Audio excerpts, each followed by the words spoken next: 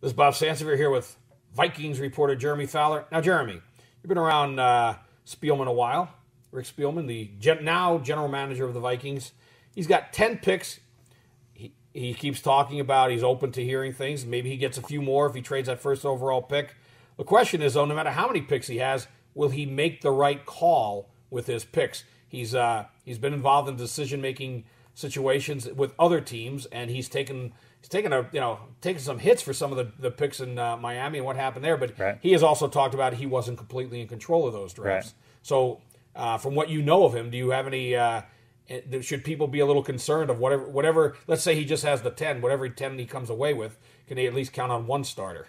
Well, I think he has to be reevaluated on a different slate now because he is the general manager. I think it's a different standard. He knows that a lot of the franchise hinges on him now completely, where before it was a little muddled who had the control. Brad Childress had a heavy hand in things, even maybe with the draft. I think Spielman put his imprint on the draft, but Childress was heavily involved. So one thing to remember is Spielman has done well in the first round. So Christian Ponder is yet to be determined. I think he could be very good, but he drafted Percy, drafted Adrian Peterson. They traded for Jared Allen in the first round. Those are three what you could consider home runs. So he's got the track record to do well in the first. I don't know how you argue I that. think but these guys, to me, they slid farther than they should have, and it would have been foolish to let them go any farther. Yeah, you can make that argument. It's not like he made these. These were not picks that he just, no one else. My God, how could they pick a guy like him? Look how great he turned out. That to me is, where they went, neither one of them ever should have lasted as long as they did. Right. Here's where it makes you nervous: the evaluation of the secondary. Okay, is he evaluating that position properly? When you look at Cook and Tyrell Johnson, Cook could work out. Been a major. Tyrell Johnson certainly didn't. Tyrell Johnson, second-round pick.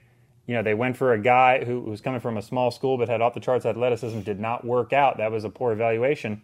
And then you look at Chris Cook. You can't say that that's worked out so far. It's only been 2 years. He's got time, but they have to redeem themselves at that position. And that's why maybe it's tempting with Claiborne. You get a guy who's pretty bona fide. He's a good player. I don't know if he's going to be Champ Bailey good, but we'll see. He's got that potential. I don't think there's a lot of risk there. You could hit a home run with him. So, I think Spielman has a track record in the first round. The problem is that second, third round area, especially the secondary. Can they evaluate that position properly? That's where I'd be nervous if I was a fan. Well, I think a lot of people are nervous that he passes on Matt Khalil, and I do think it would surprise me if he passed on Khalil and took Justin Blackmon. It would not surprise me if he passed on Khalil and took Morris Claiborne, because that is the type. I think the things he has said, and I had a conversation about it. Right. He loves this kid. But that could be a smokescreen. That's the thing about this time of year. I don't think it's a smokescreen. Again, Blackmon would surprise me more than Claiborne would if they pass on Khalil. But again, that's why they actually hold the draft, and they say, if it was just the mock drafts, then it wouldn't really matter. They go like that. But there's always something that happens that sort of throws a monkey wrench into things. Well, here's what's fascinating about the NFL evaluation this time of year is that with the game changing so much and these quarterbacks throwing for 5,000 yards, you're thinking, okay, do we have to look at this draft through the lens of protecting Christian Ponder, getting what's best for him, maximizing his value? You could argue that Justin Blackmon would help his progression more than anybody. Or you could argue Khalil Not if he can't get the ball to him. He's got to get the ball to him. He has to have time to get the ball He's got to have time. But they've made a couple moves at the offensive line where it should be better, you would think, than last year. I think the moves they made by bringing in Carlson and they have Kyle Rudolph, they are not going to be stretching the field that much. They're going to protect him and rely on shorter short routes and see what they can do. And even for the short routes, you need the left tackle. But how many guys do they have that can beat man coverage right now? I think Percy's maybe the only guy that you could argue that can consistently beat man coverage. That's a dangerous place to be in this NFL.